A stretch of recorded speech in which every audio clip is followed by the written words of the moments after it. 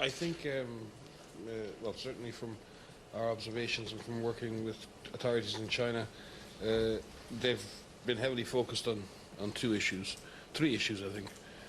Wuhan and Hubei itself, the surrounding or the provinces who have been more heavily affected than others, and they've sort of had a three-pronged approach. And you can see the way they've had very strong measures in Wuhan, but they've extended those measures to defined areas outside Wuhan where they feel the epidemiology was getting more difficult or more challenging.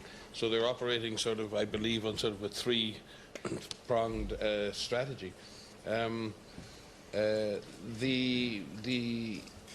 You can see over the last number of days and weeks that the initial focus was clearly on caring for the sick and really dealing with that shock to the system of so many unwell people presenting, and you saw that with the efforts to build new isolation facilities.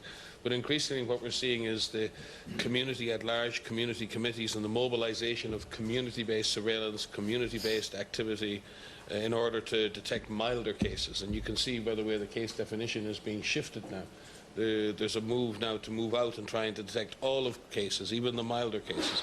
And that seems like a very prudent thing because you want to check that you're seeing all the cases. When you're facing a fire, a large fire, and this happened in West Africa too with Ebola, when the disease was extremely intense, it's very hard to do the classic public health things like contact tracing. You're dealing with a massive wave of cases, you're trying to deal with the sick. And as you get control on that, and as the number of very sick patients drops or stabilizes, you try to push the surveillance out towards the community. You try to detect more and more of the cases. That's if you're still focusing on containment as your approach, because you want to try and break the chains of transmission. So we believe China is really pushing the surveillance into the community. It's an attempt to try and shut down transmission. We've said it before, neither they nor we are sure that that will work because the virus has its own characteristics in terms of its period of transmission or asymptomatic people being able to transmit.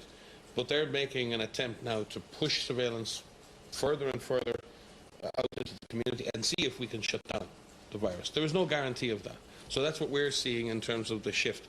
And our team in China is working closely with Chinese authorities and scientists to look at that. I think the other part of this will be having a much better understanding of the clinical severity and on the clinical picture, because if the disease were to spread further in the world, and if we see more cases in the world, the clinical techniques and the clinical information and the clinical knowledge that's been gained in China right now will be absolutely central to the successful treatment of patients elsewhere in the world. So that's another vital gift to the world. So again, pulling that information together in a systematic way, gathering systematic clinical data now, not just reports, not just anecdotes, but systematic clinical information is absolutely central to success.